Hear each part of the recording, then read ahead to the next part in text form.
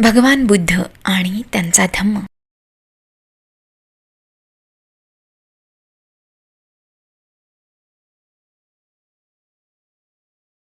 प्राचीन काळी राजगृहात एक गुंड राहत होता. तो आईवडिलांना आणि वरिष्ठांना मुळीच मान देत नसे. आपल्या हातून काही चूक झाली तरी पुण्यप्राप्तीच्या आशेने तो यज्ञयाग आणि सूर्य, चंद्र व अग्नी यांची पूजा करी आणि मगरमस्त राही. परंतु पूजा आणि बलिदान यासारखे शारीरिक कष्टाचे विधी कितीही केले तरी सतत 3 वर्षे दीर्घोद्योग करूनही त्याच्या मनाला शांती लाभेना. शेवटी श्रावस्तीला जाऊन भगवान बुद्धांची चौकशी करण्याचे त्याने ठरविले. मुलाच्या त्या मातापित्यांना पाहून आणि आपल्या मुलाच्या विषयी त्यांनी सांगितलेली हकीकत ऐकून बुद्धांनी स्मित केले. अंगुलिमाल नावाचा एक आडदांड दरोडेखोर होता. खून आणि रक्तपात यामुळे त्याचे हात नेहमी रक्ताने बरबटलेले असत. ठार मारलेल्या प्रत्येक माणसाचे एक एक बोट कापून घेऊन तो त्यांची माळ गळ्यात घालीत असे आणि म्हणूनच त्याचे नाव अंगुलिमाल असे पडले. एके दिवशी भोजन झाल्यावर आपला बिछाना बाजूला ठेवला आणि आपले चिवर व भिक्षापात्र घेऊन ते दरोडेखोर अंगुलिमाल याला शोधण्यासाठी निघाले.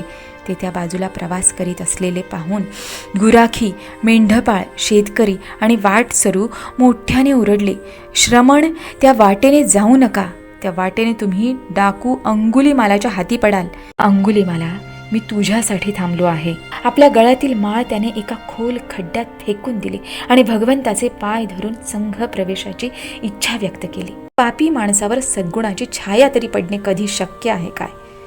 त्या क्षणी आपल्या अगदी जवळ असलेल्या अंगुलिमालाकडे आपला उजवा हात दाखवून भगवंत म्हणाले, राजा, हा पहा अंगुलिमाल. हा असा पुरुष आहे ज्याला काठीने किंवा तलवारीने मी जिंकू शकलो नाही. परंतु काठी किंवा तलवार यांचा मुळीच उपयोग न करता भगवंतांनी त्याला जिंकले. हे सगळे सहन कर, हे सगळे सहन कर. याप्रमाणे भगवान बुद्धाची शिकवण स्वीकारून डाकू अंगुलिमाल एक संत पुरुष बनला. इतर गुन्हेगारांची धम्मदीक्षा. राजगृहाच्या दक्षिणेस सुमारे 200 योजने दूर एक पर्वत होता. या पर्वतात एक घोर आणि निर्जन अशी दरी होती आणि तिच्यातून दक्षिण भारताकडे जाणारा एक रस्ता होता. 500 दरोडेखोर या ठिकाणी राहत असत आणि त्या वाटेने जाणाऱ्या प्रवाशांची लूटमार आणि खून करीत. त्यांना पकडण्यासाठी राजा आपले सैन्य पाठवित असे, परंतु ते नेहमी निसटून जात. जवळच राहत असलेल्या भगवान बुद्धांनी या लोकांच्या स्थितीचा विचार केला. त्यांना स्वतःच्या वर्तनाचे स्वरूप कळत नव्हते आणि जरी भगवंत त्यांना शिकविण्यासाठी त्या जगात आले होते तरी ते त्या लोकांच्या दृष्टीस पडत नव्हते किंवा त्यांच्या धम्माची माहितीही त्यांच्या कानावर पडली नव्हती. म्हणून भगवंतांनी त्याच्याकडे जाण्याचे ठरविले. आपल्या निश्चयानुसार त्यांनी श्रीमंत माणसाचा वेश धारण केला. खड्ग आणि धनुष्य यासह उत्तम झूल घातलेल्या उमद्या घोड्यावर ते स्वार झाले. त्याच्या जिनाला सोन्या चांदीच्या पिशव्या लटकत ठेवल्या होत्या आणि घोड्याचा लगाम मौल्यवान जडजवाहीर लावून सजविला. दरीत शिरल्याबरोबर त्यांचा घोडा जोराने खिंकाळला. तो आवाज ऐकल्याबरोबर ते 500 दरोडेखोर निघाले आणि त्या प्रवाशाला पाहून उद्गारले, लूट करण्याची अशी संधी आपल्याला कधी मिळाली नव्हती. चला, जल्दी करून आपण त्याला पकडूया. तो प्रवासी निसटून जाऊ नये म्हणून ते त्याला घेरू लागले, पण त्याला पाहता क्षणी ते जमिनीवर पडले. ते जमिनीवर पडल्यानंतर उद्गारले, अरे देवा, हे काय आहे, हे काय आहे? त्यावर त्या प्रवाशाने त्या डाकूला समजावून सांगितले की ह्या सर्व संसाराला घेरून टाकणारे दुःख एवढे प्रचंड आहे की त्याच्या मानाने ते डाकू दुसऱ्याला जे दुःख देतात किंवा स्वतः सोसतात त्याच्या यातना काहीच नाहीत. अश्रद्धा आणि संदेह यामुळे ज्या जखमा आणि यातना निर्माण होतात त्या ते डाकू ज्या दुसऱ्यांना जखमा आणि यातना करतात किंवा स्वतः सोसतात त्यापेक्षा अधिक आहेत. धर्मोपदेश एकाग्रतेने ऐकण्याने जी प्रज्ञा जागृत होते त्यानेच ह्या अश्रद्धा व संदेहाच्या जखमा भरून येऊ शकतात. दुसऱ्या कशाने त्या भरून निघू शकत नाहीत. नंतर तो प्रवासी पुढे म्हणाला, दुःखासारखी यातना देणारी जखम दुसरी कोणतीही नाही. दुष्कृत्यासारखा खोलवर उतरणारा दुसरा कोणताही तीक्ष्ण बाण नाही. धार्मिक शिकवणुकीच्या एकनिष्ठ परिपालनाखेरीज यावर दुसरा कोणताही उपाय नाही. या शिकवणुकीमुळे आंधळाला दृष्टी मिळते, भ्रांत झालेल्यांना ज्ञान प्राप्त होते. आंधळ्यांना दृष्टी मिळावी त्याप्रमाणे या शिकवणुकीमुळे लोकांना या प्रकाशामुळे मार्गदर्शन होते. म्हणून अश्रद्धा दूर करण्यास, दुःख नाहीसे करण्यास आणि आनंद मिळवून देण्यास ही धम्माची शिकवण समर्थ आहे. जे ते ऐकतात त्यांनाच ही सर्व श्रेष्ठ प्रज्ञा प्राप्त होते. ज्याने सर्वात अधिक पुण्य संपादिले आहे तोच या पदवीला पात्र ठरतो. हे ऐकल्यावर त्या दरोडेखोरांना आपल्या दुष्ट जीवनाचा पश्चात्ताप झाला. त्यांच्या अंगात रुतलेले बाण गळून पडले आणि त्यांच्या जखमा भरून निघाल्या.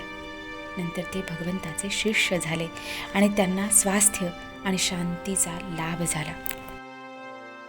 धम्मदीक्षेची जोखीम. पूर्वी भगवान बुद्ध राजगृहापासून 500 योजने अंतरावर असलेल्या एका पर्वतमय प्रदेशात राहत होते. त्या पर्वतमय प्रदेशात 122 लोकांची एक टोळी राहत होती. हे लोक शिकार करून मारलेल्या जनावरांचे मांस खाऊन आपला उदरनिर्वाह करीत. भगवान बुद्ध तिकडे गेले आणि नवरे शिकारीला गेले असताना तिथे दिवसा घरी राहिलेल्या स्त्रियांना त्यांनी धम्मदीक्षा दिली. त्यावेळी पुढील प्रमाणे त्यांनी उपदेश केला. जो दयाळू आहे तो प्राण्यांची हत्या करीत नाही किंवा प्राण्यांची हत्या न करणे हा दयाळू माणसाचा धर्म आहे. तो प्राण्यांच्या जीवाचे रक्षण करण्यास नेहमी समर्थ असतो. धर्म अमर आहे. या धर्माचे पालन करणाऱ्यांवर कधीही संकट कोसळणार नाही. विनयशीलता, ऐहिक भोगाविषयीची उपेक्षा, कोणाला कष्ट न देणे, कोणाला क्रोध येईल असे न करणे हे ब्रह्मलोकाचे लक्षण आहे. दुर्बलाविषयी मैत्री, बुद्धाच्या शिकवणुकीनुसार शुद्ध जीवन किती आवश्यक आहे याची जाणीव, आवश्यकते मिळाल्यावर थांबावे याचे ज्ञान म्हणजेच जन्म मरणाच्या फेऱ्यातून सुटण्याचे साधन आहे. हे शब्द ऐकताच त्या स्त्रियांचे परिवर्तन झाले आणि पुरुष परत आल्यानंतर भगवंतांना ठार मारण्याची जरी त्या पुरुषांची इच्छा होती तरी त्यांच्या स्त्रियांनी त्यांना आवरून धरले आणि हे मैत्रीचे सूत्र ऐकताच त्यांचेही परिवर्तन झाले आणि भगवंतांनी पुढील उद्गार काढले. जो प्राणी मात्रांशी मैत्री भावाने वागतो आणि त्यांच्याविषयी दयाशील असतो अशा माणसाला 11 गोष्टींचा लाभ होतो. त्यांचे शरीर नेहमी निरोगी असते, त्याला शांत झोप येते, तो अभ्यासमग्न असतो, त्यावेळीही त्याला एकाग्रता लाभते, त्याला वाईट स्वप्ने पडत नाहीत, देव त्याचे रक्षण करतात आणि माणसे त्याच्यावर प्रेम करतात. विषारी वस्तूंचा त्याला त्रास होत नाही आणि युद्धातील नाशापासून त्याचा बचाव होतो. अग्नी व पाणी यांचा उपसर्ग त्याला पोहोचत नाही.